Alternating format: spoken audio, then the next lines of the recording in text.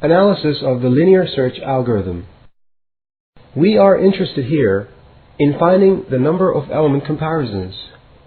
Later, we will show why we need to find the number of comparisons.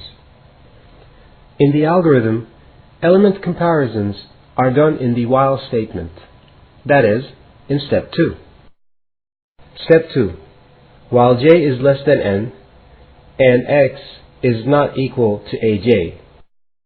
It is clear that the minimum number of element comparisons occurs when the element we are looking for is the first element in the array.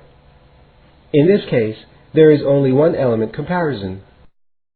On the other hand, the maximum number of element comparisons occurs when the element x is not among the elements of the array. This is the worst case and results in n comparisons.